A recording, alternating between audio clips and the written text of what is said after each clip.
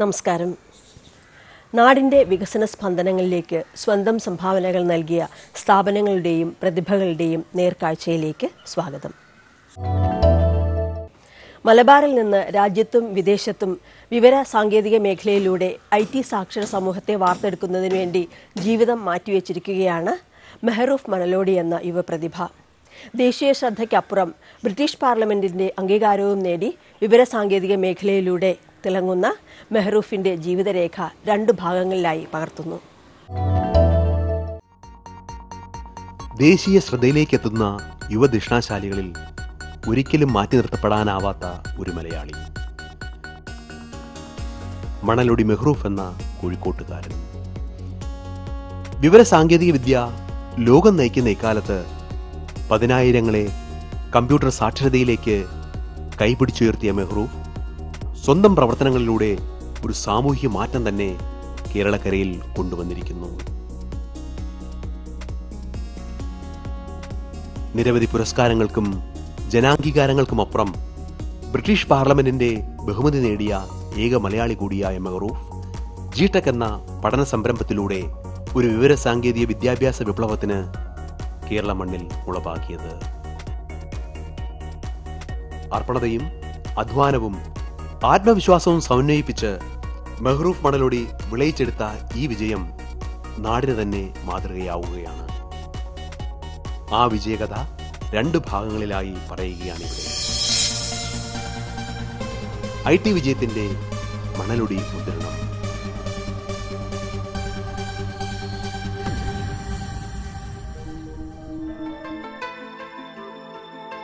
ത്രസിപ്പിക്കുന്ന ചരിത്രകഥകളും ചിന്തിപ്പിക്കുന്ന ആഖ്യായികളും നിറഞ്ഞ മലബാറിയൻ നഗരമാണ് കോഴിക്കോട്. വൈദേശികാധിപത്യത്തിന്റെ സാഗരസാക്ഷിയായി കാപ്പാടും ദേശത്തിന്റെ കഥകൾ തീർത്ത കഥാകാരന്മാരുടെ സ്മൃതി സാന്നിധ്യവും മിഠായി തെരുവും മലബാർ ബിരിയാണിയുമൊക്കെയായി വലുതും ചെറുതുമായ പ്രത്യേകതകൾ നിറഞ്ഞ നാട്. പോയകാല വ്യവസായവൽക്കരണത്തിന്റെ പ്രതീകങ്ങളായി പുകയടങ്ങിയ ഓട്ട് കമ്പനികളും ആളനക്കമില്ലാത്ത തീപ്പെട്ടി കമ്പനികളും കായൽപ്പരപ്പിൽ നിശ്ചലമായി ഒഴുകുന്ന മരക്കൂട്ടങ്ങളും ഇന്നും കാണാം. എങ്കിലും ഈ നഗരം വ്യാവസായിക രംഗത്തും വിദ്യാഭ്യാസ രംഗത്തും മാറ്റങ്ങളുടെ അതിവേഗ സഞ്ചാരത്തിലാണ്. അർപ്പണതയും അധ്വാനശേഷിയുമുള്ള ഖിലാസികളുടെയും വള്ളുവനാടൻ യോദ്ധാക്കളുടെയും പിൻതലമുറക്കാർ വ്യവസായത്തിന്റെയും വിദ്യാഭ്യാസത്തിന്റെയും വിവിധ സാധ്യതകളിലേക്ക് സങ്കോചം കൂടാതെ കടന്നു ചെന്നത് ഈ മാറ്റത്തിന് ഉപോത്ബലകമായി. വിദ്യാഭ്യാസത്തിനൊപ്പം വിവരസാങ്കേതിക വിദ്യയുടെ സാധ്യതകളും എത്തിയപ്പോൾ കോഴിക്കോട് വികസനത്തിന്റെ അനന്ത സാധ്യതകളിലേക്ക് അതിവേഗം കടന്നു ചെന്നു. കോഴിക്കോടിന്റെ മാത്രമല്ല മലബാറിന്റെയും നമ്മുടെ മലയാള മണ്ണിന്റെയും ഇപ്പോൾ അതിർത്തികളും കടന്ന് കമ്പ്യൂട്ടർ പഠനത്തിന്റെ ചാലക ശക്തിയായി മാറിയ ഒരു ദിഷ്ണാശാലിയുടെ സവിധത്തിലേക്ക് കുളിരിന്റെ ഈ പ്രഭാതത്തിൽ കടക്കുകയാണ്.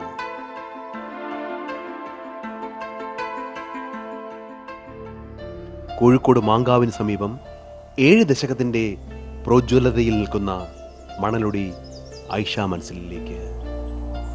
ഇവിടെയാണ് 8 ലക്ഷം പേർക്ക് വിവര സാങ്കേതിക വിദ്യയുടെ അത്ഭുത സാധ്യതകൾ പകർന്നു കൊടുത്ത മണലോടി മെഹറൂഫ് എന്ന യുവദിഷ്ണാശാലി. അതെ, മെഹറൂഫ് തികച്ചും സാധാരണക്കാരനെ പോലെ തന്റെ അസാധാരണ ജീവിതത്തിന്റെ ഒരു ദിനത്തിലേക്ക് കടക്കുകയാണ്. ചെറുപ്പം സമ്മാനിച്ച ഊർജ്ജസ്വലത ഒട്ടും കുറയ്ക്കാതെയുള്ള പ്രഭാത സഞ്ചാരം. മണലോടി വീട്ടിൽ നിന്നും മാങ്കാവിന്റെ വെളിമ്പുറങ്ങളിലേക്ക്.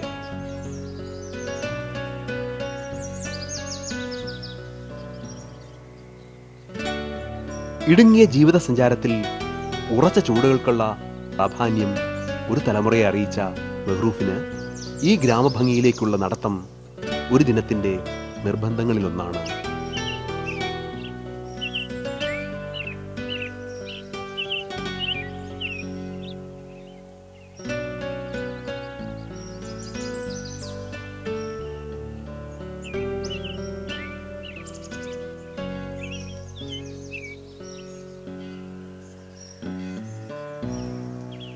മടങ്ങി മണലൊടി വീട്ടിലെത്തിയാലും വേണം അരമണിക്കൂർ വ്യായാമത്തിന്. കോളേജിൽ വിവിധ കായിക ടീമുകളുടെ ക്യാപ്റ്റനായിരുന്ന മെഹ്റൂഫിന് കലർപ്പില്ലാത്ത മനസ്സിന് ഇടം നൽകാൻ കരുത്തുറ്റ ശരീരം എന്നതാണ് സിദ്ധാന്തം. നിന്റെ ദിവ്യ സൗഭാഗ്യത്തിൻ സന്ദേശമായി ഞാൻ അപ്പോഴേക്കും പ്രഭാതത്തിന്റെ ഫോൺ കോളുകൾ. ഡൂബാഹു ഹർദം ഭാര്യ വഹീദയ്ക്കും ഇതൊരു പതിവാണ്. ഒപ്പം ഇന്നിന്റെ കാര്യങ്ങളെക്കുറിച്ചുള്ള അത്യാവശ്യ ഓർമ്മപ്പെടുത്തലുകളും. സംഗീതമേ നിന്റെ ദിവ്യ സൗഭാഗ്യത്തിൻ സന്ദേശമായി ഞാൻ ഉണർന്നുവെങ്കിൽ.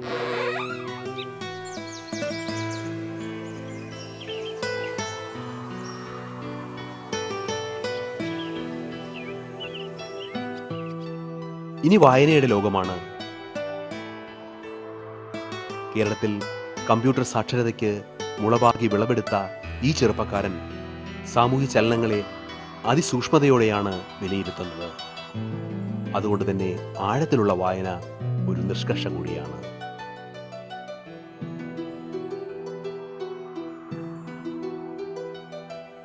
ചരിത്ര സ്പന്ദനങ്ങളിൽ കൈമുദ്രണം ചാർത്തി കടന്നുപോയ അബൂബക്കർ ഹാജി എന്ന കോൺഗ്രസ്സുകാരന്റെ 7ാമത്തെ മകൻ സാമൂഹ്യ മാറ്റങ്ങൾ അറിഞ്ഞു തന്നെ വളരണമെന്ന് പോയകാല നിർബന്ധമാണ് മെഹ്റൂഫിന്റെ ഈ വായനയ്ക്ക് പിന്നിൽ, ഈ വളർച്ചയ്ക്ക് പിന്നിലും.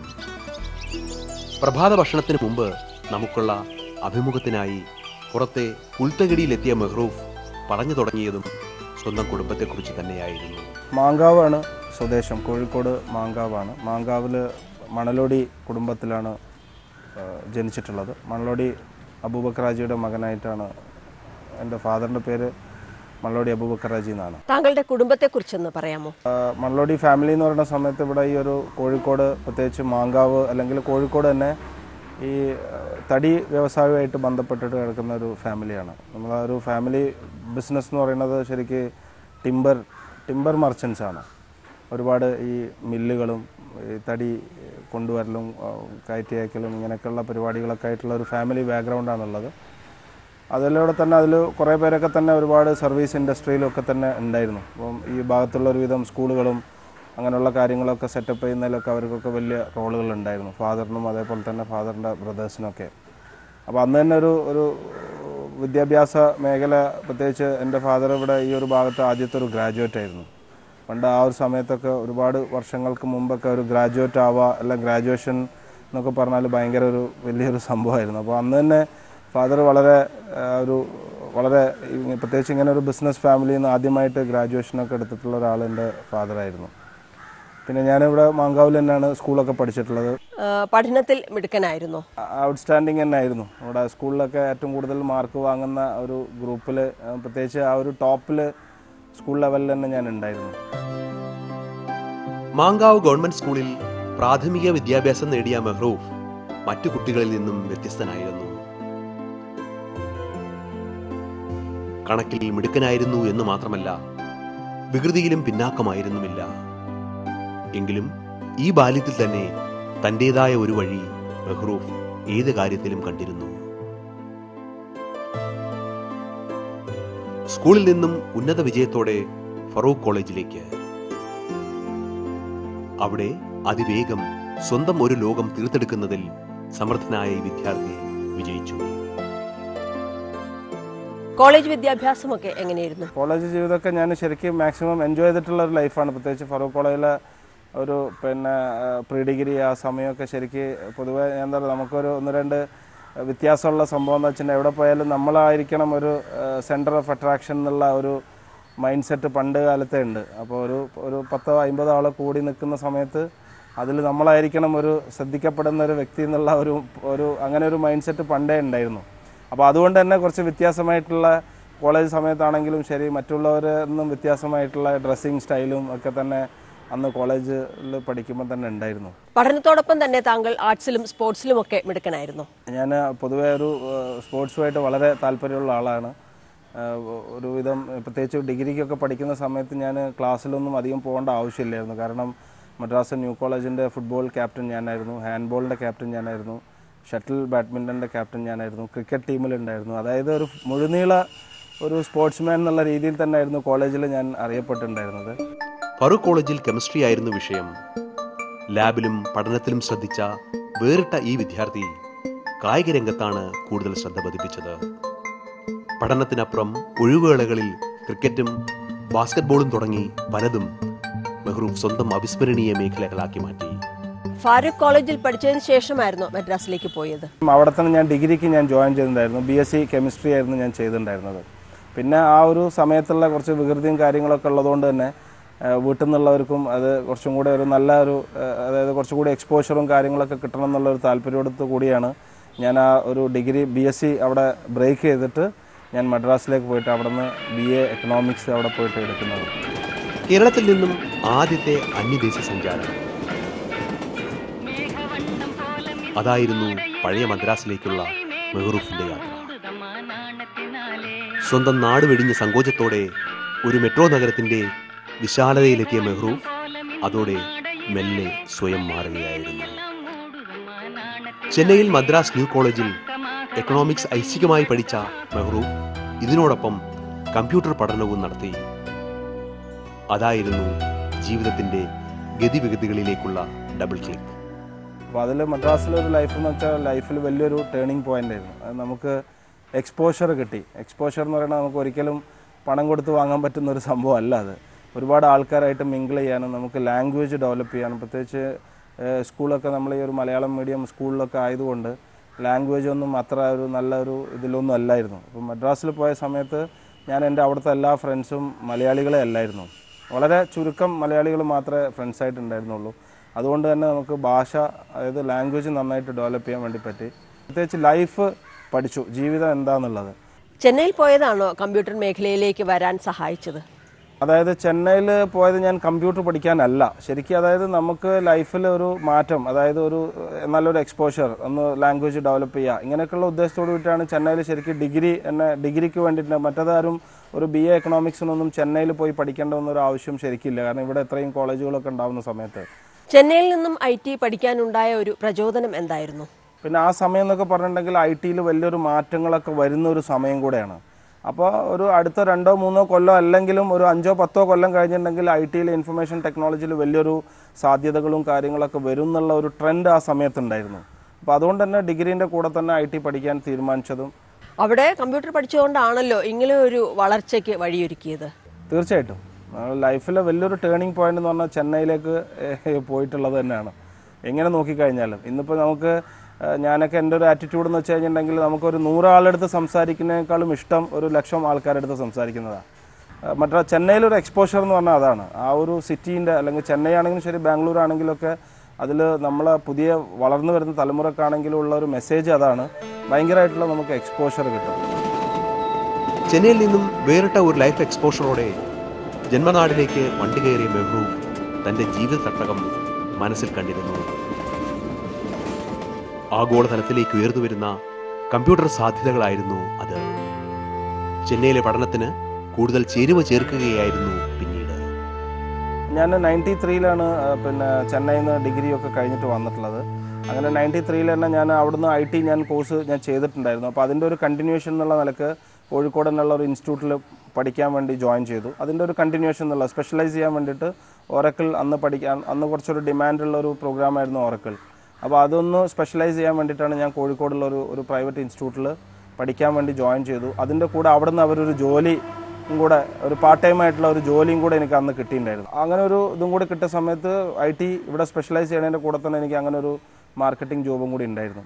അങ്ങനെ ജോബ് കഴിഞ്ഞ് അങ്ങനെയാണ് ഞാൻ സ്വന്തമായിട്ടൊരു ഇൻസ്റ്റിറ്റ്യൂട്ടൊക്കെ തുടങ്ങുന്ന രീതിയിലേക്കൊക്കെ അങ്ങനെ ഈ കമ്പ്യൂട്ടർ ഇൻസ്റ്റിറ്റ്യൂട്ടിൽ പഠിക്കുകയും ചെയ്തു. ജോലിയിൽ നിന്ന് വന്ന് അങ്ങനെ സമയത്താണ് സ്വന്തമായിട്ടൊരു ഇൻസ്റ്റിറ്റ്യൂട്ട് തുടങ്ങാനുള്ള ഒരു മൈൻഡ് സെറ്റ് അന്ന് വന്നത്.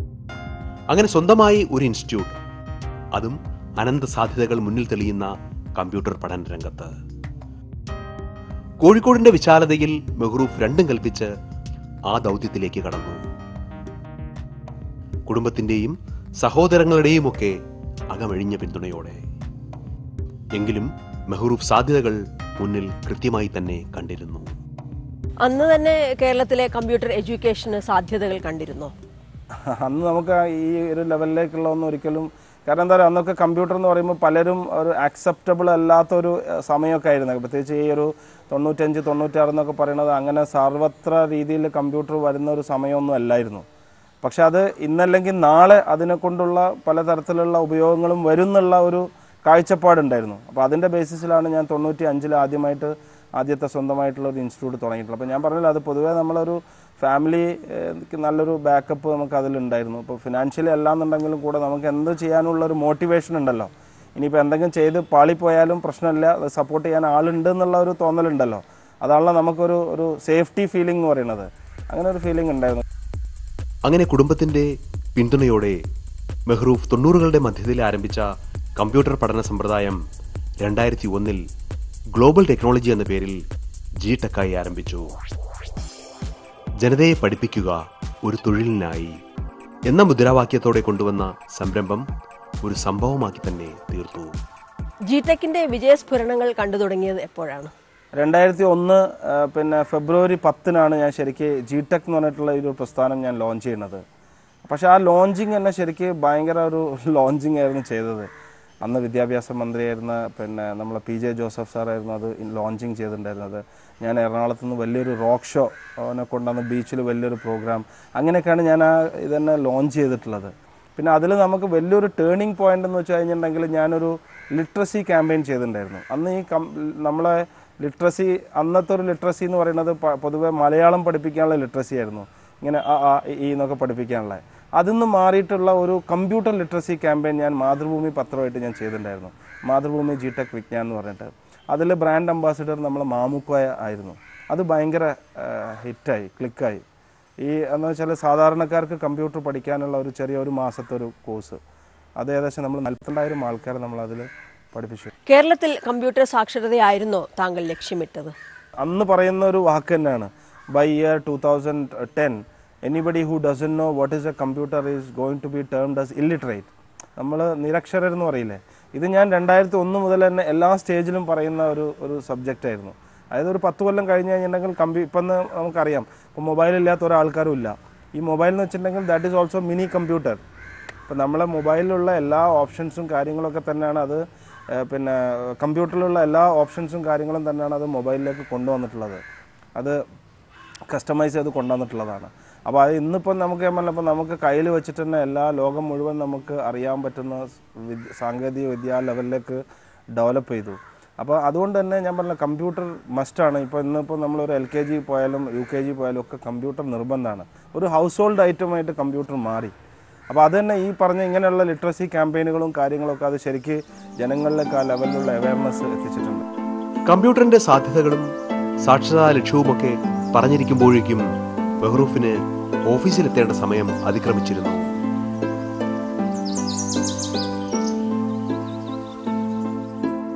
ഓഫീസ് മേധാവിയുടെ വേഷപ്പകർച്ചയോടെ പ്രഭാത ഭക്ഷണത്തിനായി തീന്മേശയിലേക്ക്. ഇവിടെ കാലങ്ങളായുള്ള ഒരു നിഷ്കർഷയാണ് ഉമ്മ സുബൈദ ഒപ്പം വേണമെന്നുള്ളത്.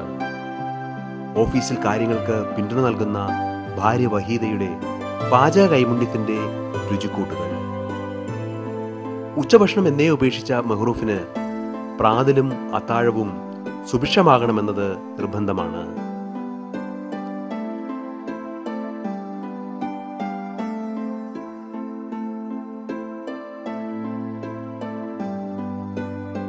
ഇനി ഓഫീസിലേക്ക്.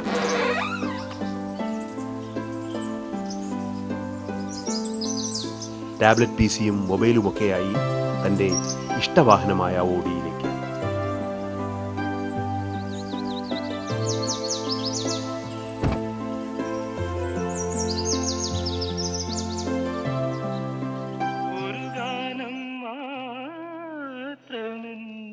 നാട്ടുവഴികളിലൂടെ മെല്ലെ നഗരഹൃദയത്തിലേക്ക്.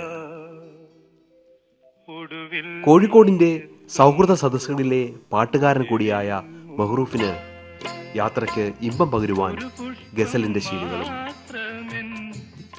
പിതാവിന്റെയും ഭാര്യാപിതാവിന്റെയും ഒക്കെ പേരിലറിയപ്പെടുന്ന റോഡുകളിലൂടെ ഒരു പതിവ് യാത്ര. ലോകം കൈവെള്ളയിൽ ഒതുങ്ങുന്ന ആധുനികതയിൽ ടാബ്ലറ്റിലൂടെയും മൊബൈലിലൂടെയും ആശയവിനിമയങ്ങൾ. അങ്ങനെ കോഴിക്കോട് നഗരമധ്യത്തിലേക്ക്.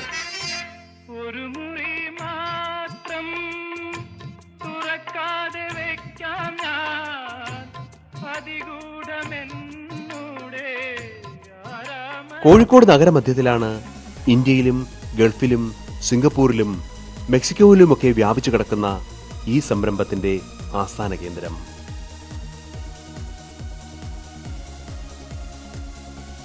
അതുകൊണ്ട് തന്നെ ഇവിടെ ഈ മേധാവിയെ കാത്തുകിടക്കുന്നത് 100,000 കാര്യങ്ങളാണ്.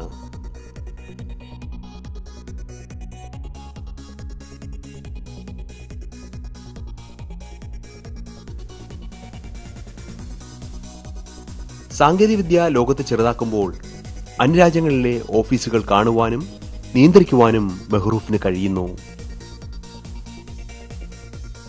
10 വർഷം കൊണ്ട് കേരളം മുഴുവൻ സാന്നിധ്യമറിയിച്ച ഒരു പഠന സമ്പ്രദായത്തിന്റെ അതിർത്തികൾ കടൽ കടന്നത് അർപ്പണതയുടെയും നിശ്ചയദാർഢ്യത്തിന്റെയും അവിരാമമില്ലാത്ത അധ്വാനത്തിന്റെയും ഫലം തന്നെയാണ്. ഇവിടെ വച്ച് നാം ചോദിച്ച ചോദ്യങ്ങൾക്ക് ഉത്തരം പറഞ്ഞു തുടങ്ങിയത് ആ അർപ്പണതയിൽ ഊന്നി തന്നെയാണ്. അതിൽ എഫേർട്ട് എന്ന് പറയുമ്പോൾ ഒന്ന് നമ്മളൊരു സിൻസിയാരിറ്റിയാണ്. കാരണം പ്രത്യേകിച്ച് ഇത് ഒരു വിദ്യാഭ്യാസ മേഖല എന്ന് പറയുമ്പം അതൊരിക്കലും നമ്മളൊരു ബിസിനസ് എന്നുള്ള രീതിയിലേക്ക് ഒരിക്കലും നമ്മൾ എടുക്കാൻ പാടില്ല എന്നാണ്. കാരണം വിദ്യാഭ്യാസം ഒരിക്കലും ഒരു കച്ചവടമല്ല, ഇതൊരു സർവീസാണ്.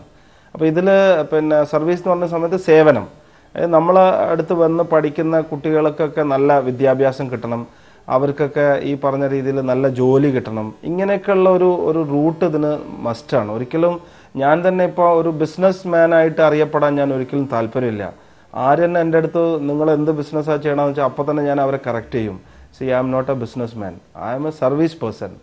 നമ്മളെ ഉദ്ദേശം എന്ന് പറയുന്നത് നമ്മളടുത്ത് പഠിക്കാൻ വരുന്ന കുട്ടികളെ പഠിപ്പിക്കുക എന്നുള്ളതാണ്. കുട്ടികൾ പഠിക്കുന്ന എപ്പോഴും സർവീസാണ്. ഇത് തന്നെയാണ് ഞാൻ പറഞ്ഞത്, നമ്മളെ വി ആർ അത്രയും കമ്മിറ്റഡ് ആണ് ഇതിലേക്ക്. അത്രയും ഇത്തരം കുട്ടികളെ സഹായിക്കുകയും അവരെ കമ്പ്യൂട്ടർ സാക്ഷരരാക്കുകയും തൊഴിൽ നൽകുകയും വഴി സമൂഹത്തിൽ മാറ്റം കൊണ്ടുവരാൻ സാധിച്ചിട്ടുണ്ടോ?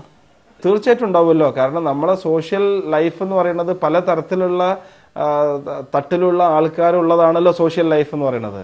അപ്പോൾ അത് സോഷ്യലി ബാക്ക്വേർഡ് അല്ലെങ്കിൽ ഫിനാൻഷ്യലി ബാക്ക്വേർഡ് ആയിട്ടുള്ള ആൾക്കാരും കൂടെ ആ ഒരു സോഷ്യൽ നമ്മളെ ആ ഒരു കൾച്ചറിലേക്ക് വരുന്ന സമയത്ത് അതിന് എന്തായാലും സോഷ്യൽ മാറ്റങ്ങൾ ഉണ്ടാവുമല്ലോ. അതായത് സോഷ്യൽ എന്ന് പറയുന്നത് ശരിക്കും പറഞ്ഞാൽ ഫിനാൻഷ്യലുമായിട്ട് വലിയ ബന്ധപ്പെട്ടിട്ടുള്ള സംഭവമാണ്. ആ ഒരു നമ്മളെ ഒരു ഇപ്പോൾ നമ്മളിപ്പോൾ ഇന്ത്യയിൽ നോക്കുകയാണെന്നുണ്ടെങ്കിൽ ആവറേജ് ഉണ്ടാവും, എബോവ് ആവറേജ് ഉണ്ടാവും, ബിലോ ആവറേജ് ഉണ്ടാവും, അല്ലേ? അപ്പോൾ അതിൽ തന്നെ ഇപ്പോൾ ബിലോ ആവറേജ് വരാൻ കാരണം എന്ന് വെച്ചാൽ അവർക്ക് ഫിനാൻഷ്യലി പ്രശ്നമുള്ളതുകൊണ്ടാണ് ബിലോ ആവറേജ് ആവാൻ കാരണം. അവർക്ക് ആ സപ്പോർട്ട് കിട്ടിക്കഴിഞ്ഞിട്ടുണ്ടെങ്കിൽ we can get them into the average or above average. അപ്പോൾ അതൊരു സോഷ്യൽ ലെവലിലും വലിയ മാറ്റങ്ങൾ നമുക്ക് ഉണ്ടാക്കാൻ പറ്റും. ഇതുവരെ എത്ര വിദ്യാർത്ഥികൾക്ക് അങ്ങ് മാർഗദർശി ആയിട്ടുണ്ടെന്ന് കരുതാം? നമുക്ക് ഏകദേശം 8 ലക്ഷത്തോളം സർട്ടിഫിക്കറ്റുകൾ, ഒരു സർട്ടിഫിക്കറ്റ് എന്ന് വെച്ചാൽ ഒരു സ്റ്റുഡൻ്റ് ആണല്ലോ, 8 ലക്ഷത്തോളം കുട്ടികൾക്ക് സർട്ടിഫിക്കറ്റ് കൊടുത്ത് നല്ല രീതിയിൽ ഇവിടുന്ന് പഠിപ്പിച്ചു വിടാൻ നമുക്ക് പറ്റിയിട്ടുണ്ട്. ഇതിൽ ഭൂരിഭാഗം സ്റ്റുഡൻസും ലോകത്തിൻ്റെ പല ഭാഗങ്ങളിലായിട്ട് വളരെ നല്ല നല്ല പൊസിഷനിൽ വർക്ക് ചെയ്യുന്നതായിട്ടാണ് നമുക്ക് കിട്ടിയ ഇൻഫർമേഷൻ. അവരുടെ പ്രാർത്ഥന തന്നെയാണ് ഇന്ന് ജിടെക്കിൻ്റെ ഈ ഗ്രോത്തും അല്ലെങ്കിൽ ഡെവലപ്മെൻറ്റും എന്നൊക്കെ പറയുന്നത്. തീർച്ചയായിട്ടും അല്ലേ? ഇപ്പോൾ ഒരു കുട്ടി പഠിക്കാൻ വന്ന് അവർക്ക് നല്ലൊരു ജോലി കിട്ടി, അയാൾ പ്രാർത്ഥിക്കും, അയാളെ പാരൻസും ഒക്കെ പ്രാർത്ഥിക്കുമല്ലോ. ഈ ഒരു പ്രാർത്ഥന തന്നെയാണ് നമ്മളൊരു പ്രസ്ഥാനത്തിൻ്റെ വലിയൊരു മുന്നേറ്റത്തിന് കാരണമായിട്ടുള്ളതാണെന്നുള്ളതാണ് ഞാൻ മനസ്സിലാക്കിയിട്ടുള്ളത്. അതെ, ഇതുവരെ 8 ലക്ഷത്തോളം വിദ്യാർത്ഥികളെ പഠിപ്പിച്ചും പ്രാപ്തരാക്കുകയും ചെയ്ത ഈ യുവപ്രതിഭയ്ക്ക് അതുവഴി ഒരു സാമൂഹ്യ ചലനം വികസന മേഖലയിൽ ഉണ്ടാക്കുവാൻ കഴിഞ്ഞിരിക്കുന്നു. ഒരു തലമുറയെ ഔന്നത്യത്തിലേക്ക് പിടിച്ചു കയറ്റുവാൻ കഴിഞ്ഞിരിക്കുന്നു. അതുകൊണ്ട് തന്നെ കമ്പ്യൂട്ടറിന്റെ സാധ്യതകളും അതുവഴി വികസനത്തിന്റെ വഴികളും ഇനിയുമുണ്ട് പറയുവാൻ. അത് അടുത്ത ആഴ്ചയ്ക്കായി കാത്തിരിക്കാം.